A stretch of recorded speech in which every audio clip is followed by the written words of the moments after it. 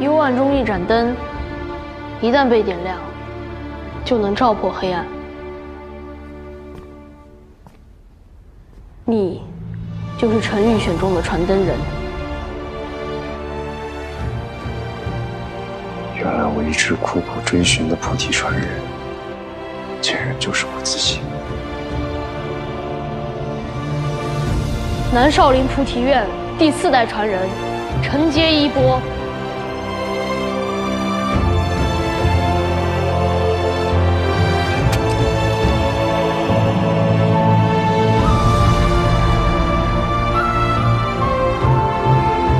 少林绝学中原本只有一套达摩剑法，明嘉靖年间，释去顾禅师剑法傲绝天下，成为菩提院首座后，将自己一身绝学谱写传承，就是这本菩提院秘传的3法印剑。陈玉之所以剑法天下无敌，就是用了这套剑法。这套剑法只有传承人才能接受。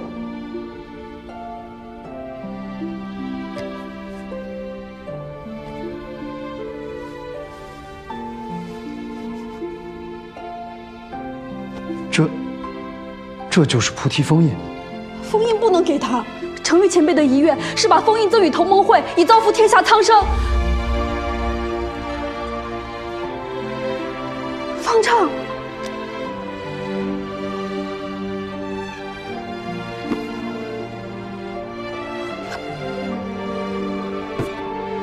果然和宫里文渊阁那份一样，都放在一个胶木盒子里。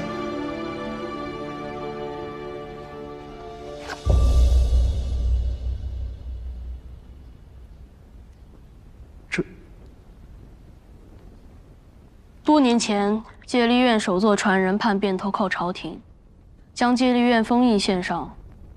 此事后，陈玉担心菩提院封印落入他人之手，于是早在多年前就已将其毁掉，改用别的方法将秘密的线索传承下去。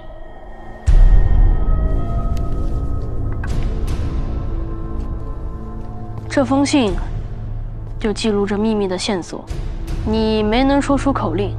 遵循菩提院第3代首座的遗命，封印只能交给有口令的人，就是他。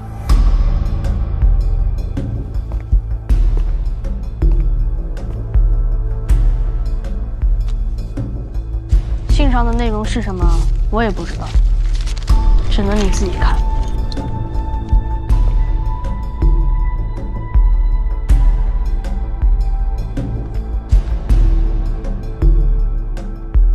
信上的内容是否已经记下？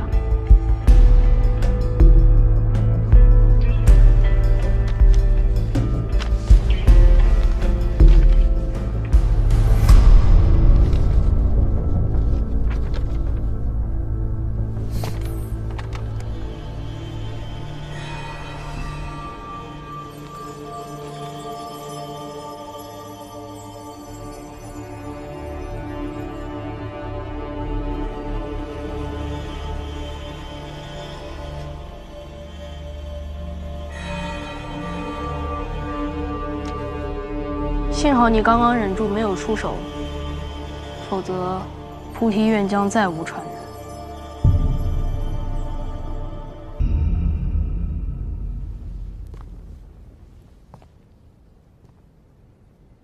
就算净坛秘藏是真的，你我也得不到。文渊阁里禁书柜上的藏宝图早就被人盗走了，正是因为这起失窃，才将囚禁12年的我放出查案。被人盗走了。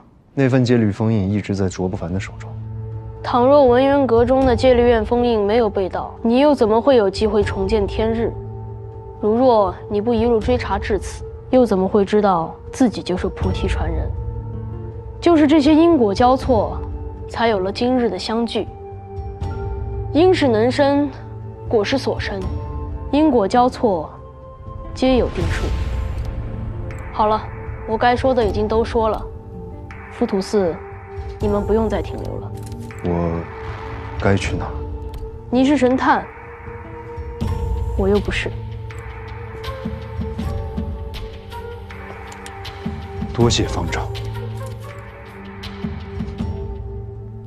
刚刚方丈说，幸好我忍住了，没有出手，若不然南少林菩提院再无传人。我想知道，方丈是在吓唬我，还是真有这个本事？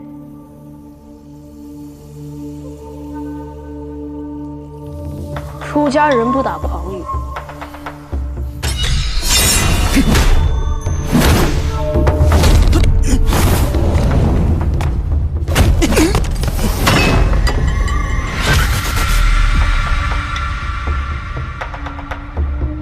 你不服，这很好。做人就该有不服输的劲。这是什么功夫？南少林安禅智龙。领教了。如果是你师父陈玉，那拜的人就会是我。三法印剑你已经得到了，好好练吧，别让菩提院丢了传承。我师父在此圆寂，他的灵位在哪儿？我想去祭拜一下。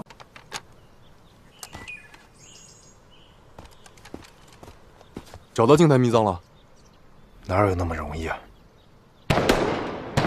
啊，是我们的人，正在追荣铁岭一行。卓不凡不能杀。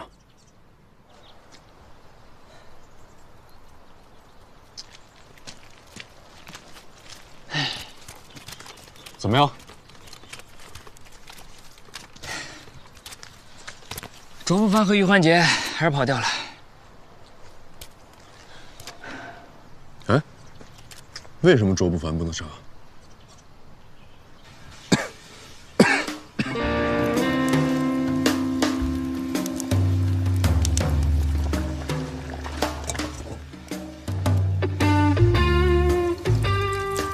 在浮屠寺里找到的线索，也是一张净坛秘藏的藏宝图，其名曰菩提院封印。这只是其中一半，而另一半，则是在宫里失窃的那一份戒律院封印，如今在卓不凡的手中。想要开启宝藏，就得将两份封印合并到一起才行。若是在杀死卓不凡之前没有找到戒律院的封印，那找到宝藏的希望将会很渺茫。找宝藏是你的事情，我的事情是追凶。况且我觉得找不找得到宝藏不是最重要的，只要不让卓不凡拿到宝藏，消除对朝廷的威胁，这就够了。王地保，你怎么那么轴啊？抓一个卓不凡小小的江湖流寇算怎么回事？为朝廷寻宝才是重中之重。抓卓不凡是树律例之严明，正法纪之规整，立心才是臣子最该做的事情。你一个不入品的小小捕快，还好意思说自己是臣子？大人如此见地，真是有损天子所赐的四品官阶。行了，两位兄弟，没必要争吧，咱们都是一伙的。我怎么就跟这个杠头一伙了？哎，对了，你是怎么进去的？什么怎么进去的？浮屠寺。那个老和尚太厉害了，我和卓不凡都进不去。你是怎么进去的？一开始也没进去，后来来了个小和尚就进去了。小和尚？对，好像是方丈。至于为什么，我也不太清楚。我告诉你们吧，进到庙堂里的是我和柳林。柳林能进去是因为他有口令，就是死在上海的那个谭仙告诉他的。小和尚把浮屠寺的秘密全都告诉我了。咱们在山西找的那个菩提院传人，就是南少林菩提院第3代首座，他是在浮屠寺圆寂的。你拿到枫叶了？我找到个屁！这个菩提传人早就把封印给毁了。那你还不让我杀卓不凡？我都已经查到这儿了，线索越来越集中，我当然要接着查下去了。行吧，你继续查线索，我继续找杀人凶犯。王地保，我告诉你，你抓你的人我不管，但是卓不凡手上的戒律院封印不能不拿到。没问题，我抓到人或我杀了人，只要东西还在，我给你。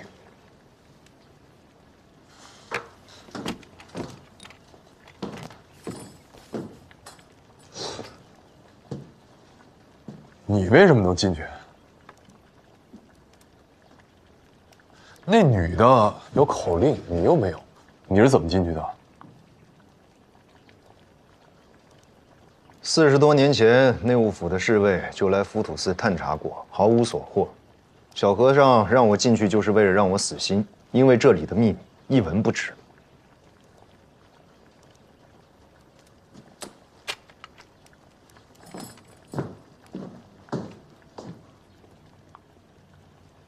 穆景兄，你在佛堂真的一无所获？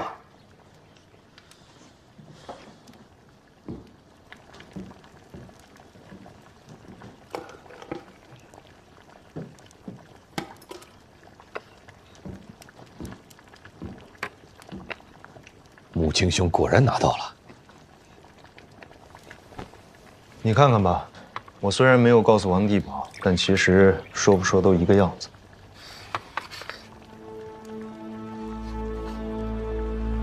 真的没了？真没了。不过我觉得，整个谜团都在一步一步的缩小。那下一步怎么办？回京，我要将所有的线索全都整理一遍。卓不凡呢？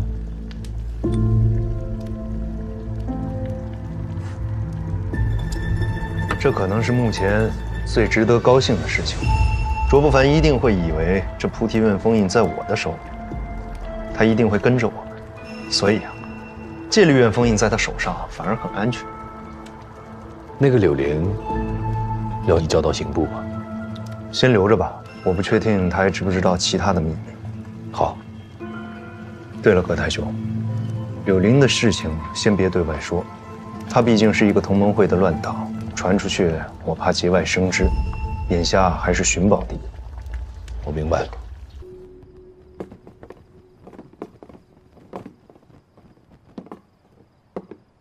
聊聊，不敢聊，你的刑罚我记着呢。你记得就好。你呢是一个朝廷乱党，我呢是一个御前侍卫啊，朝廷鹰犬。是啊，我这个朝廷乱党落到你这位御前侍卫手里，最终难免会被拖出去斩了吧？怕什么？斩就斩呗。你们搞革命的，谁还在乎命啊？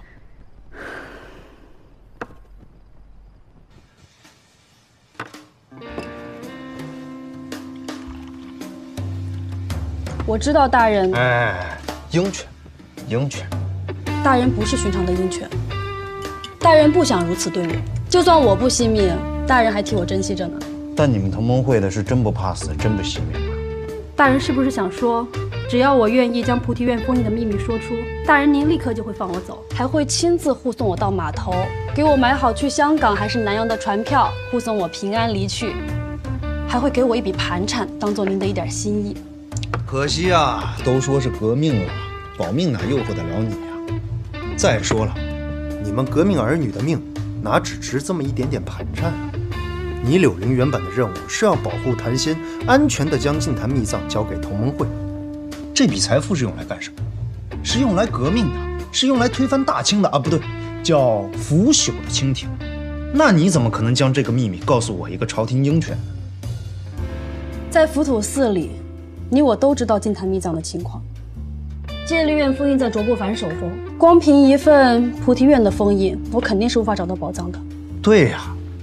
你们大清内务府100年来无数次寻找，还都是光明正大的查，但都因为藏宝图不全而失败。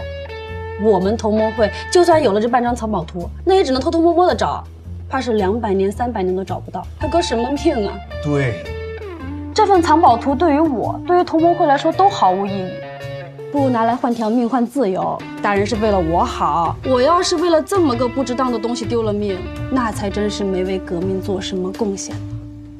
说这么多没用啊！啊，杀了你，你也不会说的。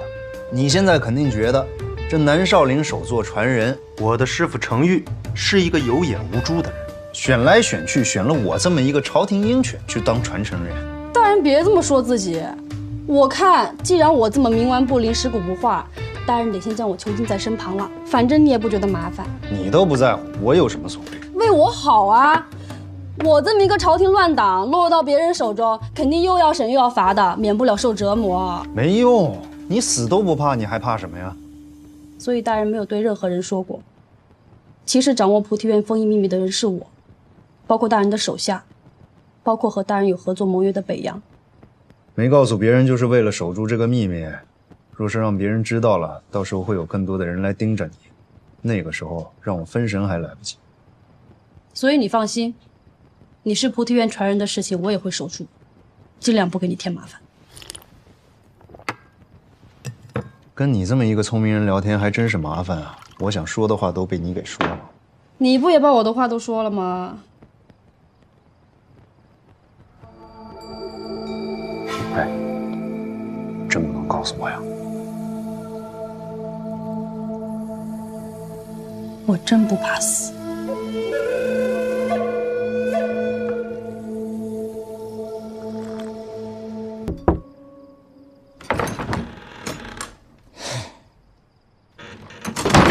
庄子曰：“权者所以在于得鱼而忘权。”你说你是不是有点不地道啊？说什么呢？听不懂。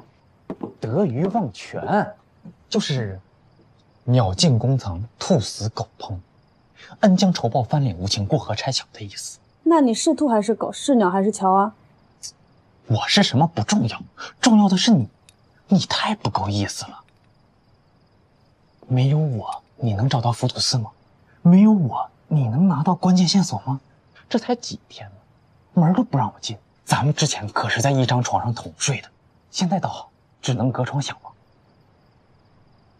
这破窗外什么都看不见。林浩瀚，我知道你在想什么。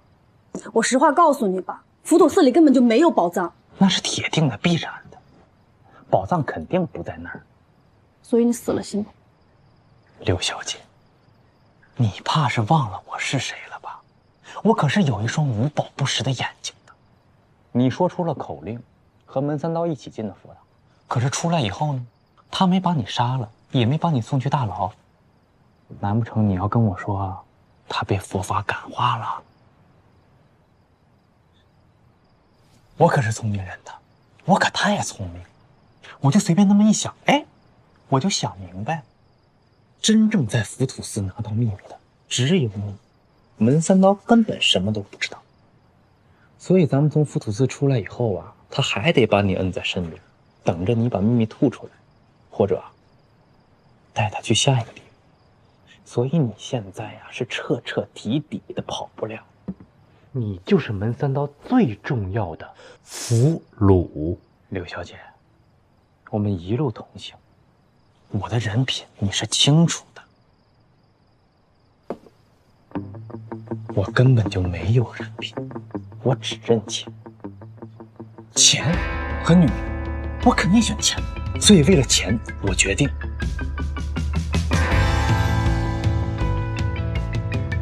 加入同盟会。对啊，我就是你的同志，你可以把秘密告诉给我，我去帮你找到宝藏。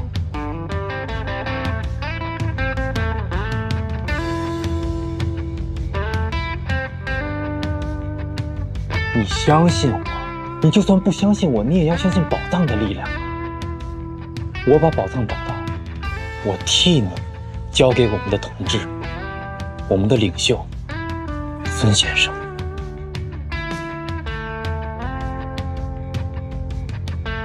我只要2成。柳林同志，你有你的信仰，你也要相信你的同志我也有信仰。钱就是我的信仰。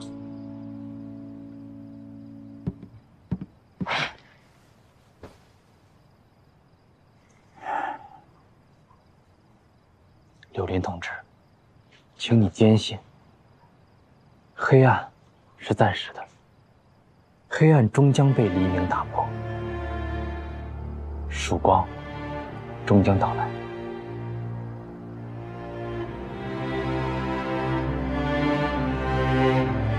如果你觉得2成有点多的话，其实1成也是可以商量的。我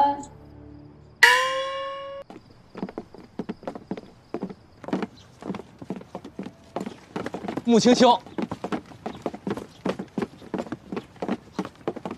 穆青青，咱们下一站是去哪儿啊？来，穆青青，这是？这个是给你的辛苦费，钱不多，这些日子多谢了。哪里，跟着穆青青是我的荣耀。咱们现在是要去哪儿？咱们俩就此别过，你该干嘛干嘛去。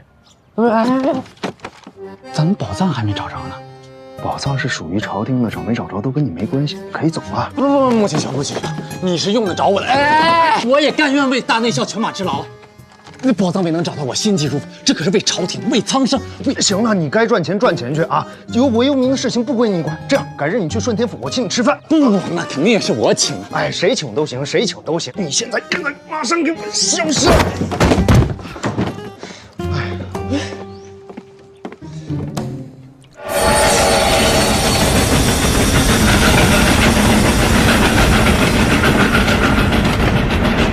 有件事情我想不明白，能不能够请教一下大人？反贼请讲。为什么要把我在浮屠寺里得到秘密这件事情向其他人保密？我说了呀，是为了守住这个秘密啊！要是让别人都知道了，免不了打你的主意，害得我分神了。大人的手下都是内压的，都清楚同盟会乱党的轻重。如果让他们再知道我得到秘密，一旦被内压更大的鹰犬得知，我势必会受到酷刑审讯。内压的手段非比寻常，那是生不如死。我确实不想看到你落得如此凄惨的下场。所以这点我懂。可是大人，您为什么要瞒着王迪宝？自山西之后，你们二人不是一并合作追捕卓不凡了吗？我不告诉王地宝，有一个原因是，他只在乎抓卓不凡，并不太关心密藏。另一个原因，我厌恶北洋。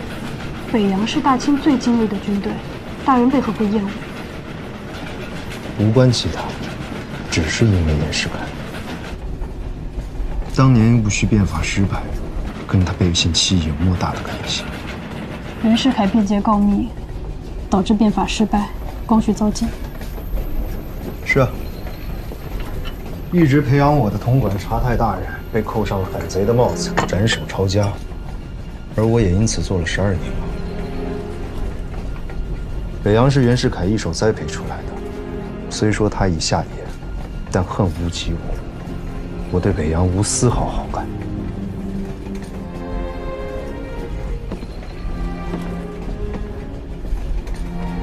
你知不知道，就算袁世凯不告密，你们当年戊戌年的变法也注定会失败。其一，守旧派势力强大，维新派没有实权。当变法触及到守旧派的利益的时候，必被遏制、镇压。其二，维新派缺乏正确的理论指导。康有为的新学伪经考，不要说守旧派反对，连很多开明人士也不赞成的。其三，维新派缺乏坚强的组织领导，只寄希望于没有实权的皇帝和极少数的官僚。其四，变法实施冒进，操之过急，失之过重。其五，变法手段单一，单纯的采取自上而下、合平合法的方式。说得好，说得好呀，还1、2、3、4。其一，维新派没有实权，你们同盟会有啥？你们连虚权也没有。其二，维新党没有理论，你们又有什么？靠那些禁书传单。其三，维新党没有组织，你们呢？你们就是一群鼠辈，靠谁组织？孙文他敢露头吗？其四，实施变法冒进，操之过急，失之过重，有你们急吗？先帝只是想变法，你们呢？你们是要变天。其五，变法手段单一，你们又丰富到哪儿去了？除了拼命，你们还会干什么？我再送你一条。其六，像你这样文不能安天下，武不能定乾坤的角色，来多少都是白费，空有一腔热血，不知道往哪儿撒，来来回回就这么几句话，这么一些道理，能说服谁？省省吧！你还看不上康有为和梁启超，那2位宣扬的功力比你强太多了。说话，怎么不说了？再来个5、4、3、2、1，滚！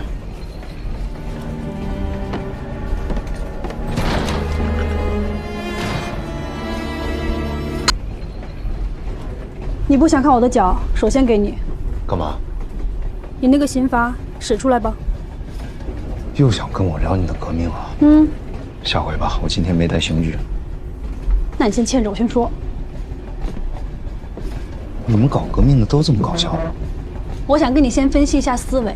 其实同盟会的理想，孙先生的理想，和你过去参与过的变法维新，在本质上都是一样的，都是为了救国强国。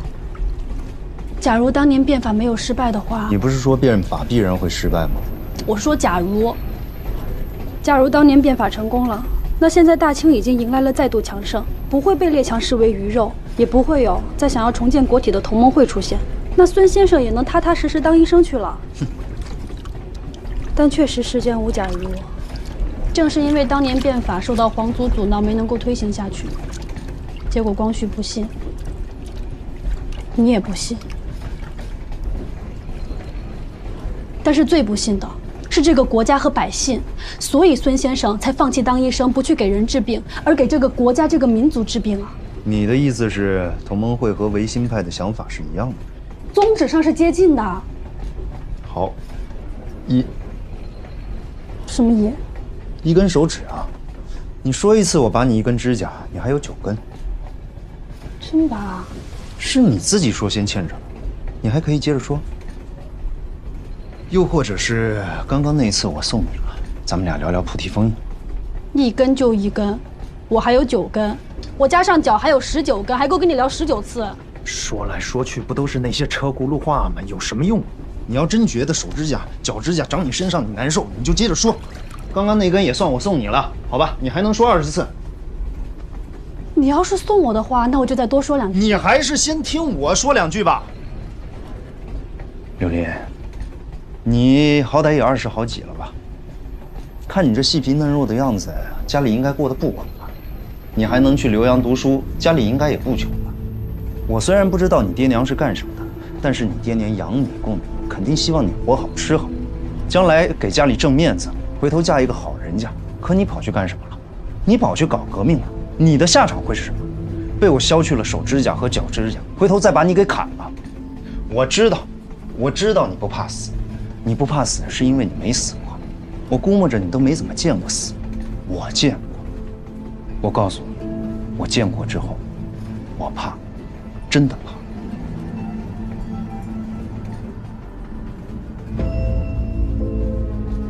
我见过。又是你那些同志是吧？我爸、我妈，还有我哥。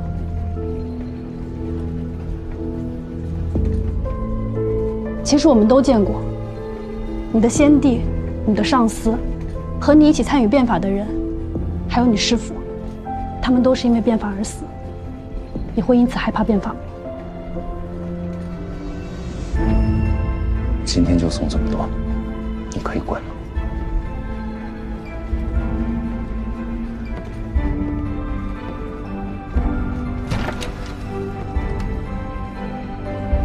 穆青大人，你真的不是寻常的鹰犬。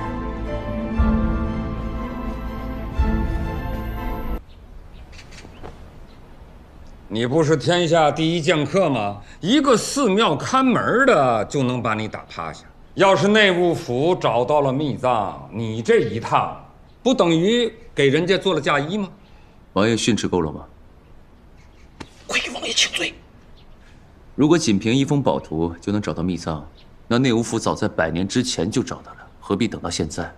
而且我拿到东西之后走的每一步都是对的，每一步都提前于内务府。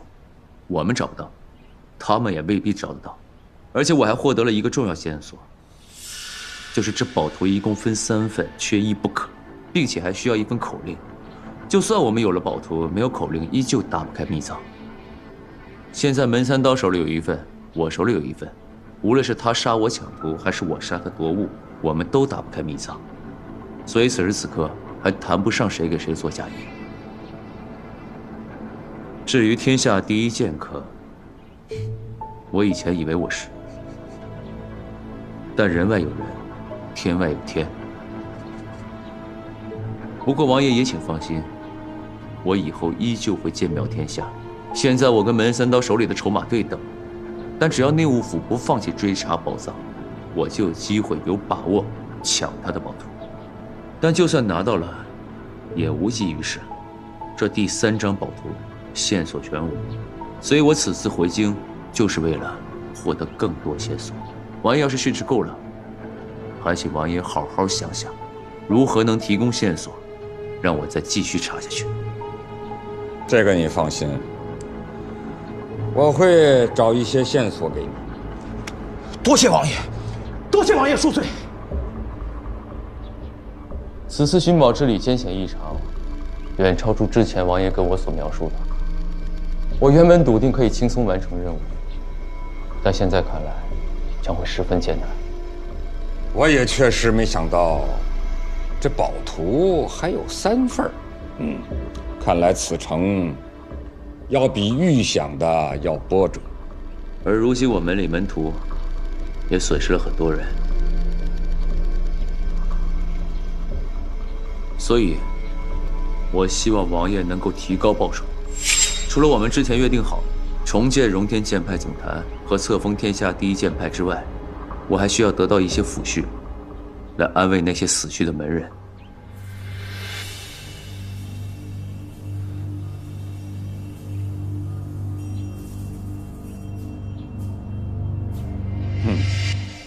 这个不用你说，死去的人必然要重恤。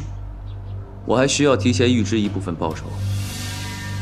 如今我满门上下都为了寻宝奔走，已无其他营生。这从南到北，从东到西，吃穿用度、雇车租马，处处都要钱。现在我们已事事拮据，所以还请王爷您能够预支一部分报酬。哦，你还有其他营生啊？人总是要吃饭的，总得有个营生。在这之前，我们做的是押镖。天下第一剑客会去押镖？王爷，您也说我是天下第一剑客，自然不会恃强凌弱去打家劫舍。不过押镖也是凭本事吃饭。王爷，您不必笑话。卓不凡，你是着实不凡呐。去账房拿银子吧。那就多谢王爷了。在下告退。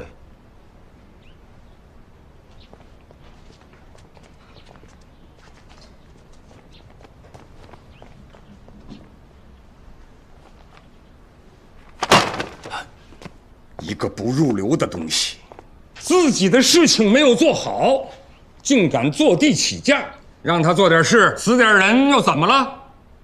怕死就别出来混江湖啊！王爷息怒。你去叫江恨速来见我。是。等一下。你悄悄地把于焕杰叫出来一趟。明白。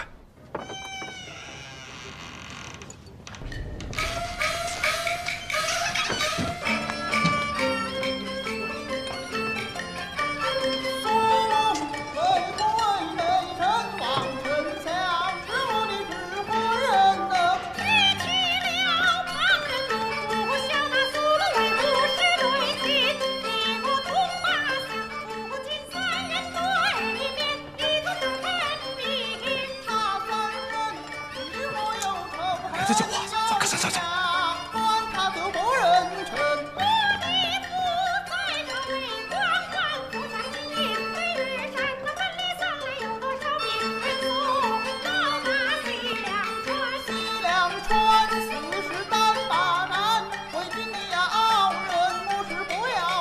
走开！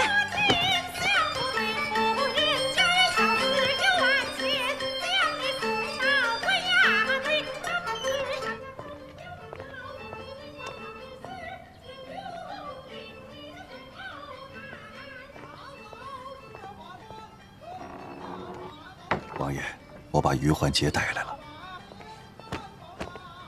草民于焕杰叩见王爷。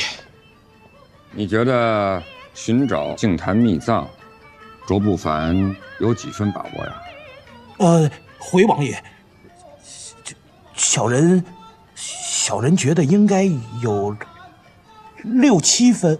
即使有6、7分，那为什么卓不凡在我面前说此事好像艰难无比一般？以你之见，卓不凡本人对秘藏有多大兴趣啊？卓不凡他其实很想找到宝藏。原为何故啊？哦，回禀王爷，他卓不凡就是个武痴。这传说净坛秘藏里还藏有少林的武学典籍，这是卓不凡梦寐以求的东西。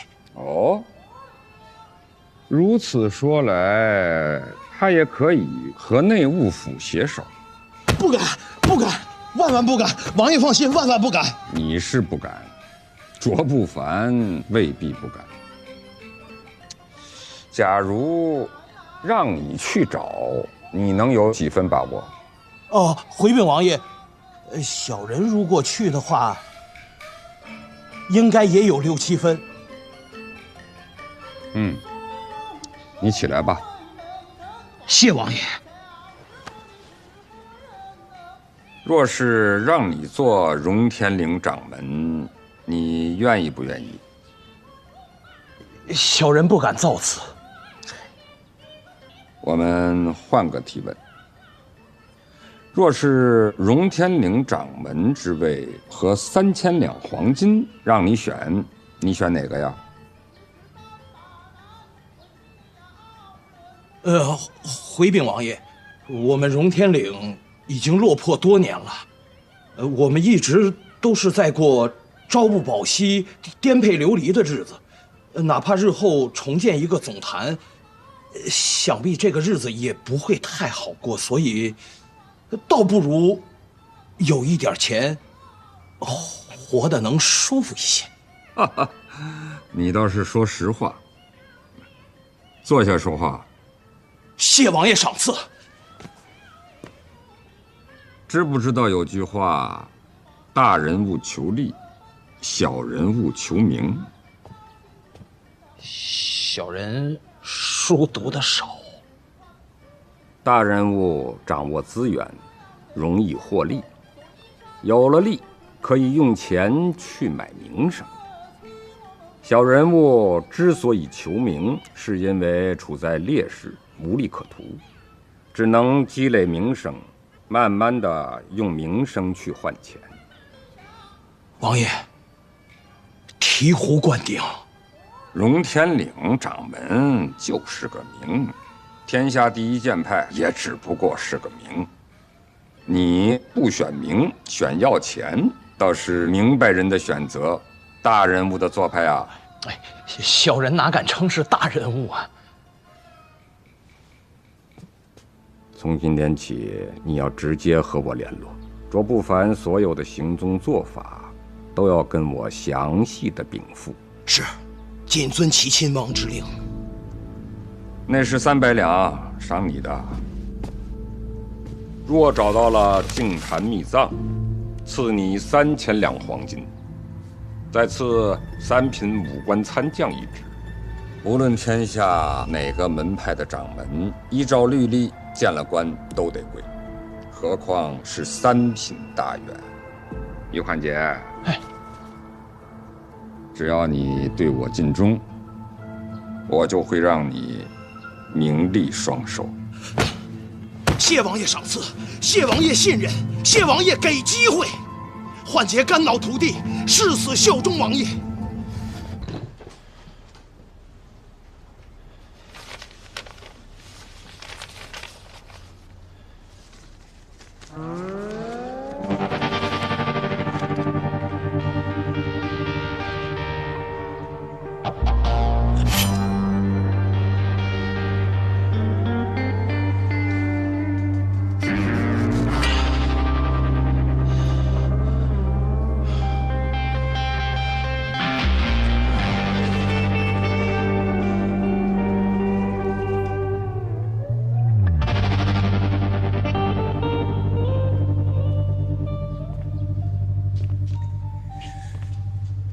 师兄啊，你这是？不凡呀，我这可都是为了大家呀。你看看你，你再看看你，哎，看看你们自己，就这么一走出去，啊，这衣服，这头发，谁看都知道是灵犀的。我知道，大家心底都有傲气，都不愿意穿满人的衣服，留满人的头，我也不愿意呀。可是咱们四处打听消息，总得有人不容易被发现吧？我也是犹豫了半天，犹豫了好些天了，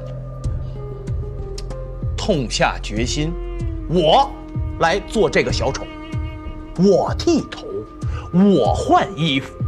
哎，以后再有需要打听消息、需要见面的事情，我去做，省得被人发现，不是吗？大师兄真的是为了剑派费尽心思呀。那我要不也不要？不要。我这么做呢，也是不想让大家蒙羞。那就多谢大师兄一番苦心。哎，等我们干成了大事，我这个头我肯定不能留啊！这是你家？是啊，我也12年没回来过。内务府待你不薄啊，这么好的庭院。朝廷鹰犬嘛，待遇肯定不差。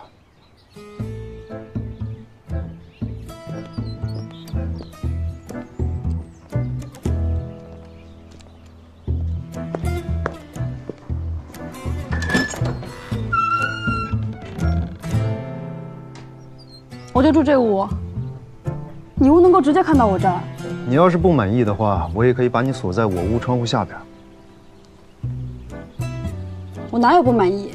多谢大人没把我送进刑部大牢。你不必谢我，我为什么没把你关起来，你明白；为什么让你住在这儿，你也明白。所以该怎么做，不用我多说了吧？我又逃不掉，被别人抓了只会更惨。所以呢，我就老老实实待在这儿就好了。穆青大人，什么时候聊聊？到了饭点会有人来给你送饭，缺什么直接跟下人说就行了。这里是顺天府，你要是想聊的话，我带你去内衙刑房聊，那里工具齐全，聊一次换一种刑罚，一次一结，省得欠着。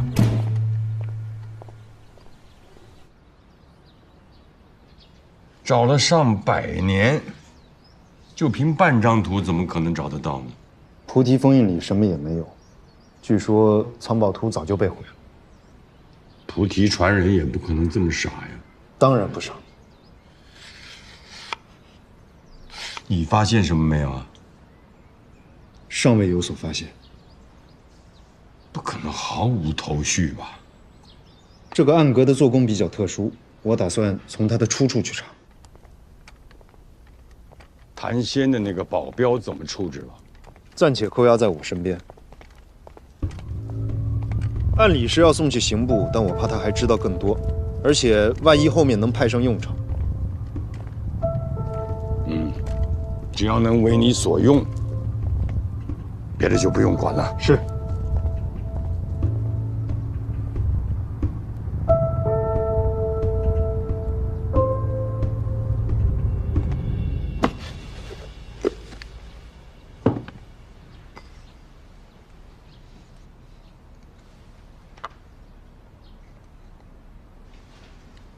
大人，您看，戒律院这一端有根流处，另一端是断面。而菩提院这一根一端也是根流处，一端断面。你说这个木头它是一头一尾，那这么说净坛秘藏的封印还不止2份啊！这是陈水章，产自于福建，虽然不珍贵，但也并不多见。如果要凑齐一整根的话，估计还要1到2段才行。Lucky 帽 ，Lucky 是我的英文名，您不记得了？运气好，福星高照啊！帽，不是帽子的帽，这也是英文。杂货铺嘛，我知道。哦，对对对，您看我这脑子，格格您可是留洋回来的，所以说咱们聊天就是省事儿，没有语言障碍。咱们这个店的中文名啊叫汉灿汇，星光璀璨，浩瀚无垠，意思就是说咱们这个店里的东西啊又多又好。在京城开一家高端珍品店，是我多年的夙愿，我一定会将汉灿汇做得风生水起。谢谢哥哥，今天的货还是老样子，您先随便挑，您挑好了，别人才能继续看。以后咱们可就方便了，店就开在前门，您要是想过去看看，您就请一步；您要是不愿意，懒得动，我就送过来给您挑。这个不用我多说了，您懂的。干嘛送我东西啊？我这不是这2天就要开业了吗？这开业不得请朋友来捧捧场吗？这捧场，还能有谁比得过格格您有面子？格格，您要是不来，拉给我，伤心欲绝呀。请进。我公务繁忙。哎，哥，我这店离你那多近啊！你只要拔个腿走到自家门口就行了，一点都不耽误事儿。我就是要个面子，红包也不必包，我已经准备好了。这个是小弟给您的，大哥给小弟面子，小弟表示感谢。这个是劳烦庆典当天您给小弟我的，您只要抬手递给我就行。礼物也不用麻烦，我已经买齐了，绝对有里有面，绝对拿得出手。到时候您直接抬手递给我就行。连题字的帖子我已经找人写好了，还是找名家写的。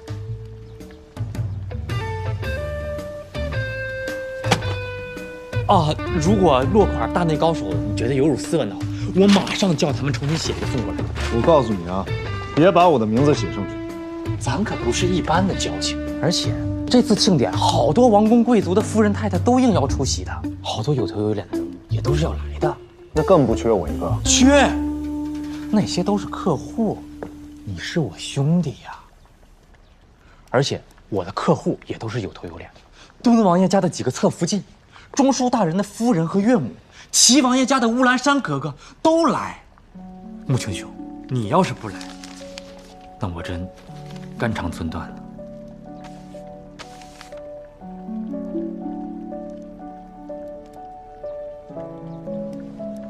兄弟，亲兄弟，咱们这个中西合璧珍品店东西那是相当的到位，我的眼力你是见识过的，能被我收来的东西，那是件件能传家，个个能传世啊！哎，穆青兄，如果你有什么好玩意儿想卖点高价的话，一定找我，都是兄弟，佣金肯定给你打个大折。我还真有一件宝贝，你先给我估个价。好啊，拿来看看。看看，陈水章，木头是福建的，福建出木雕，但没什么好木头。陈水章算不上什么大陆货，但是跟真品也沾不上边儿。工还不错嘛，撑死了20两。哎，不对，看截面，这玩意儿是成套的。如果只有这么一个当单品卖的话，15两顶天了。眼力倒是不错，不仅能一眼看出材质，还知道是成套。大哥，又不是什么好东西，犯得着藏着掖着的吗？还不一次拿出来？干脆点行吗？都拿出来吧，我看全了，我好给你估个准价啊。我就只有这2件。那这价，我给你出个价吧，1000两。大哥，最近是很缺钱吗？穷疯了。只要你能查出这道东西一共有几件，并且查出它的出处，我就给你1000两。那这钱我得挣啊，这得挣啊！穆青兄，你让我把东西带回去好好研究研究，1日啊不，半日之内，我肯定摸个水落石出。知宿世为宿命名，知未来为天夜明，断尽烦恼为漏尽明，彻底通达3明谓之三达。三达剑是前朝剑客方君宇基于佛学创立的剑法。其弟子释去故法时，后皈依南少林，成菩提院首座，将剑法演化涵盖3法印的奥义，成3法印剑。第一是无常，无常剑是简之极，核心在于寻敌破战，并击破之。首先，永远是后发制人。一名剑客厉害及震撼的招数，不在于出剑，而在于藏剑。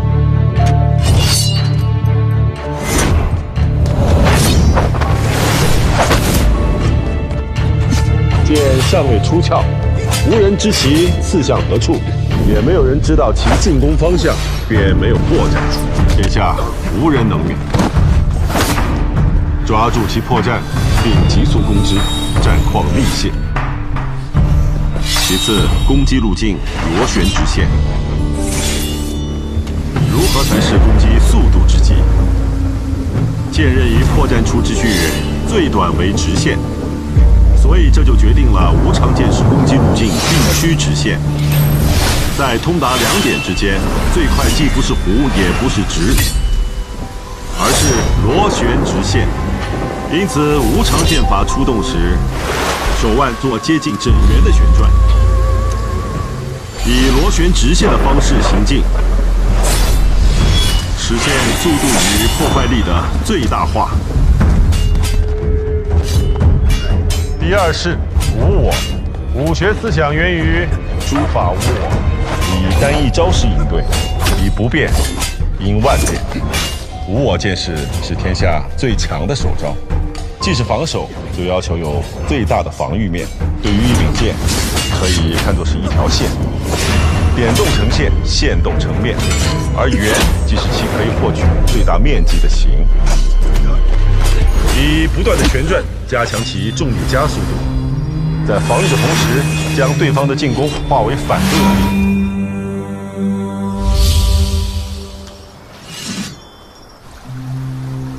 第三是涅槃往生，武学思想源于涅槃寂静，核心策略在于急变。在出手的瞬间，剑路做出多种变化，每一种变化都蕴藏杀机，令敌手无隙应对。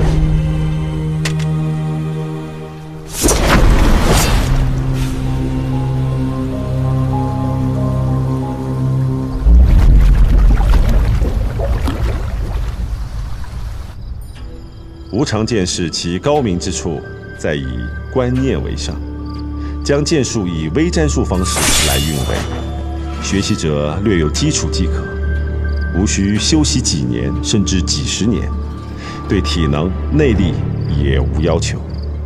而无我涅槃剑士无法速成，需日日操练觉悟，方可寸进。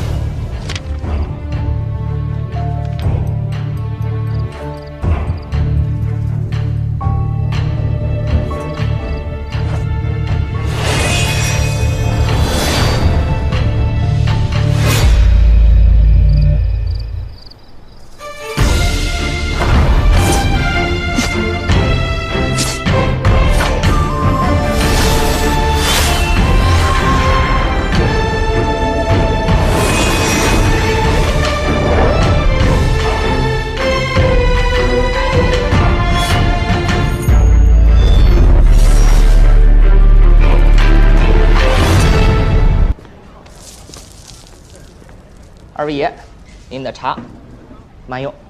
穆青兄，你这看起来也不着急啊。你觉得我应该心急如焚才是？我跟存清大人多年了，大人现在必然心急如焚，忙仲没多少天了。我们找不到，卓不凡一样找不到；我们急没用，卓不凡急同样没用。昨夜我将整件事情重新推演了一番，整个过程中我们没有犯错，没有遗漏，所以我们还需要新的线索才能继续往下走。卓不凡也是，若说着急，他和他背后的人要比我们和存清大人更急才是。几番交手，他手里的筹码还是当初的那一个戒律封印。可我们现在知道，封印不只是一份，甚至不只是2份，所以在寻宝的线索上，卓不凡未有寸进，根本没占上风。我们看似无功而返，实则摸清了所有的势力。我还把那个柳林压在身边，我们要是得不到信息，别人也不会比我们多得1分。如果要是有同盟会的人来找柳林，我们还能趁机一网打尽。没错，卓不凡现在肯定急着寻找封印，他背后的人也会急着帮他。他们急，我们就不用急。虽然不能说是守株待兔，但以逸待劳是我们现在最好的选择。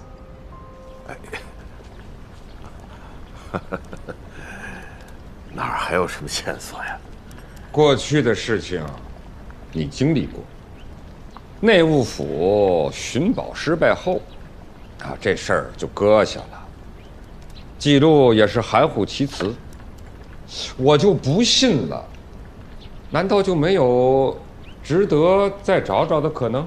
王爷说的没错，要说有，确实有，但不是线索。一件旧事，不妨可以查一查啊。你说说。投奔朝廷的南少林戒律院首座传人许鹤给我说过一件事。他说他见过达摩院第3代首座传人。达摩传人是个碾子，同治4年，就是他在杀害大清蒙古族精锐骑兵的曹州一役中刺杀了僧格林沁。同治7年，东捻被李鸿章淮军围困，突围失败，全军覆没。当时达摩首座传人身负重伤，他去投靠他的师叔，但是他不知道他的师叔已经投靠了朝廷，所以达摩传人前脚进了他家，后脚内务府的人就到了。6名高手率几十名侍卫布下了天罗地网。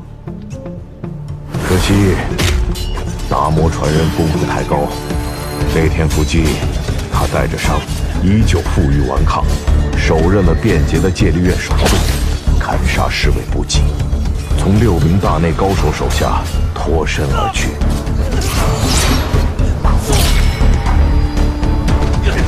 但6大高手死死地咬住他，一直追到东营天宁寺，最终在附近的郊野将他渡劫。双方一场血战，6名大内高手死了4名，达摩传人最终身中19刀，跌入河中，被水冲走。被水冲走，不见尸身。对。跌入河中，那就是生死未卜啊！是。那6名高手中，武艺有多高啊？一个是后来的内衙头等侍卫栾毅，另一个人就是我。确实是高手。当年为免后患，我和栾毅2人顺着河边一直寻找数十日，直到入海口，也没有见到尸首。但你们回禀内务府时说的可是将其击毙啊！当时年少，害怕责罚，毕竟是全军覆没，若不能诛杀那人，交不了差。这43年来，我和栾毅一直觉得，我们并没有杀掉那个达摩传人。40多年了，就算那人还活着，应该60、70岁了吧？所以，这不能算线索，只是一件旧事。旧事重提，因为是旧事，未必妥善解决呀。王爷圣明。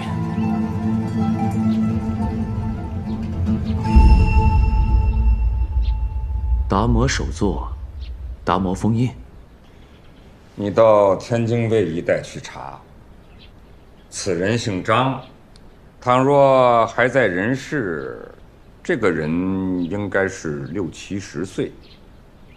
你要的线索，我已经给你找来了。那内衙没死的那2位高手，可否一见？那2个人是43年前没死，难道你觉着还能活到现在吗？那既然是43年前的残缺线索，如何查得下去？赵佛，王爷，王爷，直接说。小人过去是天津卫的文书，曾20年前参加天津卫周边县志的编写，偶然在武清郊县，遇到一个老疯子，此人神志不清，但却跟人说自己是武林高手，1代宗师，成为乡民的笑柄。我当时对他特别感兴趣，就观察他，偶然发现他在野外抓野兔，身手如电，匪夷所思。这个老疯子，居无定所，荒野、废墟、街道、灌木丛，都是他的栖身之地。也有人说，他非常辛苦地采摘各种新鲜水果，拿到庙宇当中虔诚叩拜。我想此人必定不凡。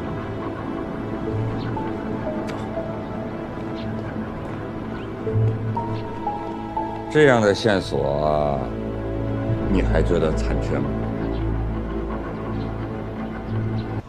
哎，二位爷，我跟你讲啊，这个四喜丸子、紫苏肉，等我一下啊！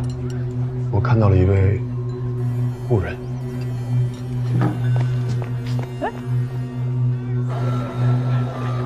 前辈，前辈，见过前辈。谁是你的前辈啊？前辈2次救我性命，我对您感恩不尽。那是你死不了，碰巧我遇到了，算不上救你。前辈存心搭救也好，无心之举也罢，对我来说都是再造之恩。你这么快就从山西跑到京城来了？你要追的人，追到了吗？还没。我要追的人，他们也来京城了，但是我到现在也没找到他们。还请前辈指点。指点你什么？先前2次，若不是因为您，我绝无可能再追上线索。虽然我不知道您是何人，意欲何为，但你所做的事情确实一直在帮我。今天我又到了一筹莫展的境地，您就出现了，难道不是来指点我的？哎呀，让你做个地保真是屈才了。你还是回家吧。是，案子了结，我自然就会回家去。你不是让我点拨你吗？我让你回家去。真是不会拐弯，非得让我跟你说明了是吗？回你的大姑去。你要追的人去哪儿了？卓不凡去大姑了，案从大姑起，他又回到了大姑。这是……你别问我，自己去弄清楚吧。前辈，你一定知道很多的事情，能不能多给我讲一点？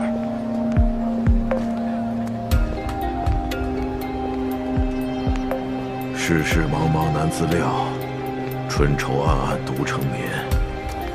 而身背使命，肩负重任，王家洛，你要活下去啊！前辈，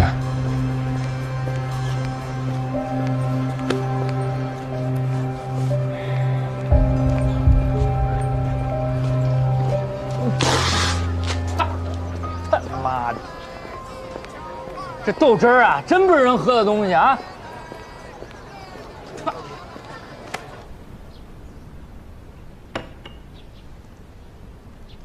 各个关节都疏通好了，你去南方的任命也下来了，你尽快安排过去吧。是。这么安排的意思，你明白吗？明白。父亲安排我离开，是等起事的时候，我可以避嫌。没错。同时，你可以统帅亲军在南方策应，万一有个意外，还算有个退路。父亲的安排不会有意外的。我始终觉得，净坛秘藏最终还会在福建现世，所以，在商量你是去江浙还是福建的时候，权衡再三。最后决定，你还是去福建。那父亲，您派出追查净坛秘藏的人，卓不凡在浮屠寺失手了，那里的线索落入内务府手中，无需担心。东西在内务府，并不是拿不回来。不过，我没有想到的是。卓不凡带回一个消息。原本我以为找到另一半宝图就真相大白了，结果现在才知道，宝图共有3份。那卓不凡有没有查到第3份宝图的下落？只有一点可能，就在天津卫。卓不凡去查了。天津正好是我驻军的辖区，要不要我安排人去查一下？不妥，你最好什么都不知道。北洋现在已经对宝藏有所动作，你若出手，必然会引起很多人的注目，弄不好还会惊动在野的那个大头。我借助江湖力量，就是为了防止引人忌惮。那卓不凡他是否可靠啊？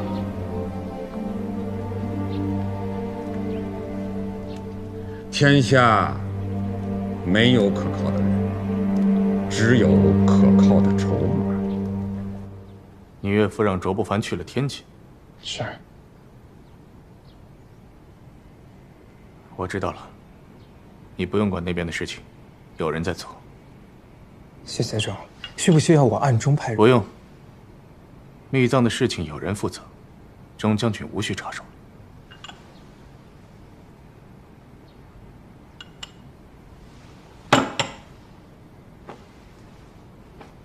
你知不知道，为什么你岳父想让你去福建，我们就让你去了？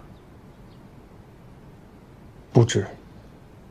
如果对钟将军没有信任，你怎么可能调任福建，还这么快？就是因为北洋完全相信钟将军，所以你调任福建，看似是你岳父的一步棋，但其实是我们最大的筹码。你可不要因为别的小事儿而乱了大局。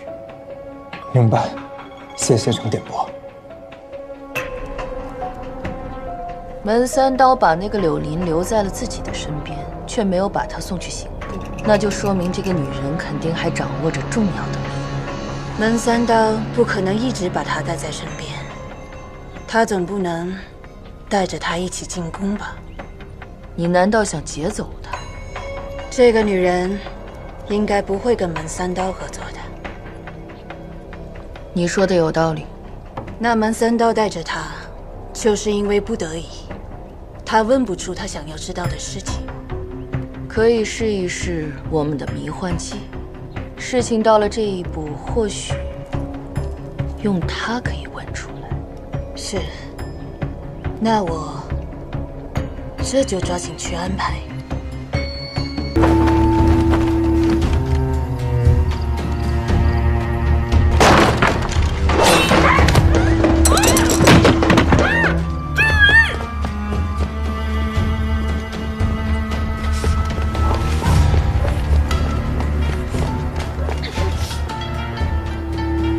这些人不像是你的革命同志吧？正好，让我试试刀。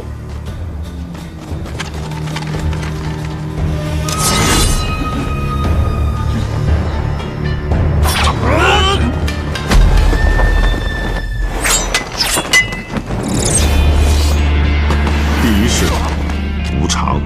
无常剑士简至极。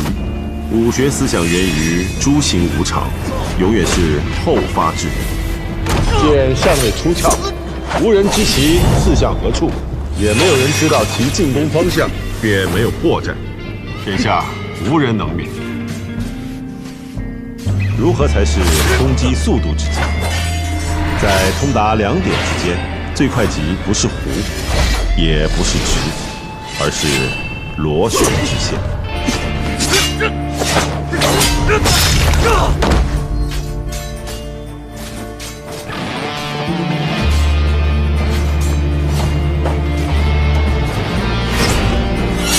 第二式无我。无我剑士是天下最强的手招，既是防守，就要求有最大的防御面。对于一柄剑，可以看作是一条线，点动成线，线动成面，化方为圆，即可形成一面强有力的防护盾。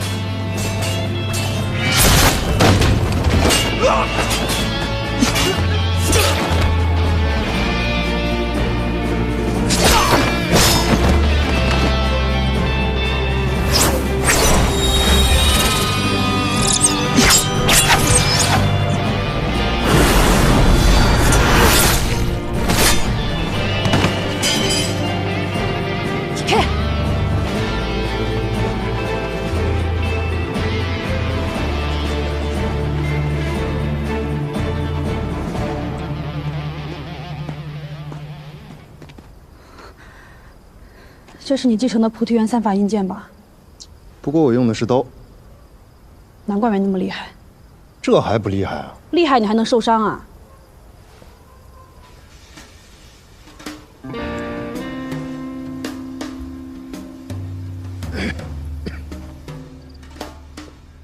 忍着点儿。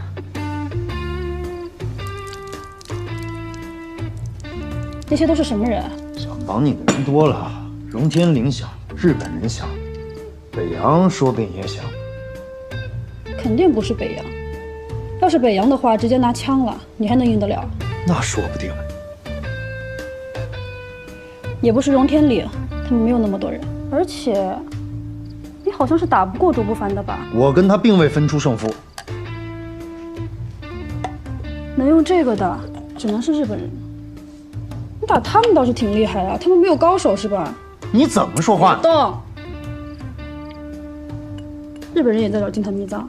那不是你。别动，疼也忍着。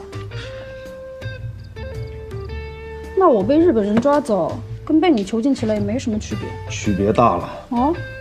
我要是寻到秘藏，朝廷可以休养生息；北洋若是寻到秘藏，他们就更加嚣张跋扈。可不论谁找到秘藏，都对日本人没好处，所以对于他们来说，最好谁都找不到。我若是日本人，抓你比杀你来的更稳妥些。那他们为什么不直接杀了我？人都有贪念，也许他们想试试能不能从你嘴里撬出一些秘密来。你学过医啊？没有。不过我曾经为很多革命同志处理过伤势，那些伤，多半都是被你们这种亲亲走狗造成的。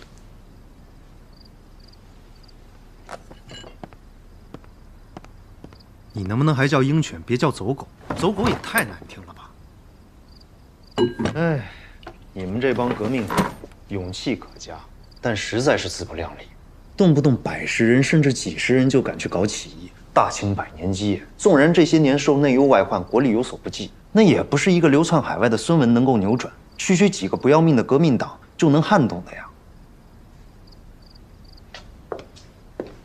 你不过是一处小伤，无关大碍。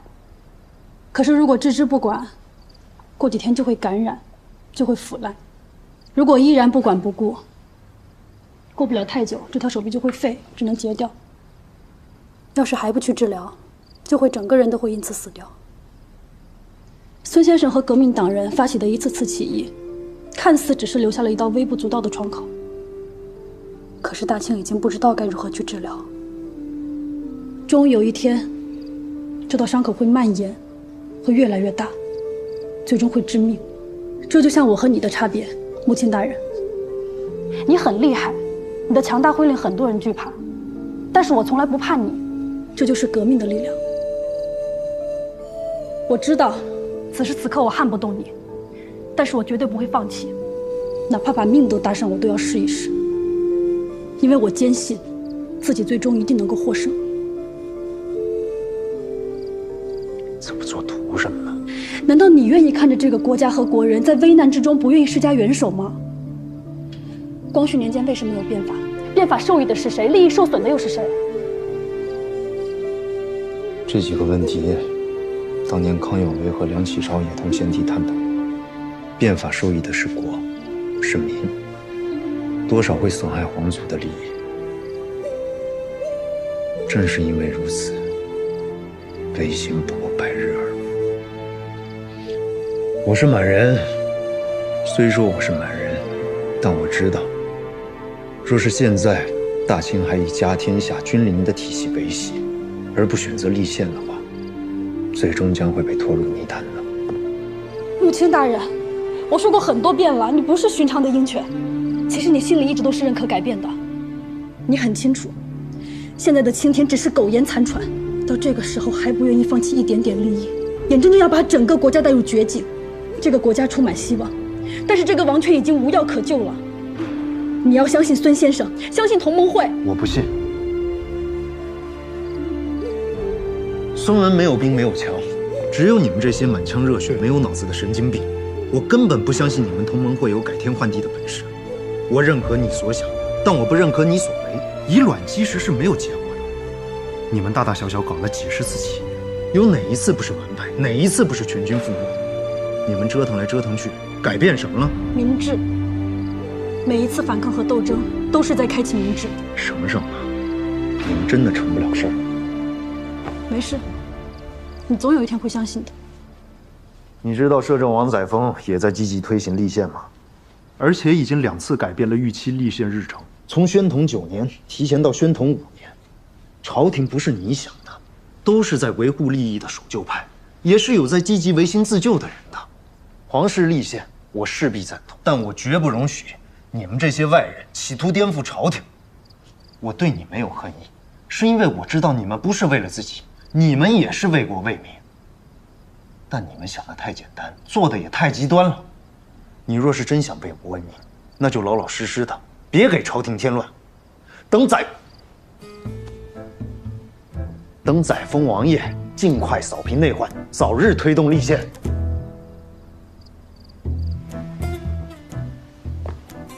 看在今日你给我包扎的份上，聊的这些革命我也还送你了。下次你若想聊，我们约行房。别，今天不是我要聊的，是你先聊的。你问我是不是学过医，我就说以前给我们同志处理过伤势。接着你就开始叨叨叨叨说了一大堆我们同盟会怎么不行的话。我是看在你受伤的情况下陪你说了几句而已，你怎么能自己聊痛快了，反而找我算账呢？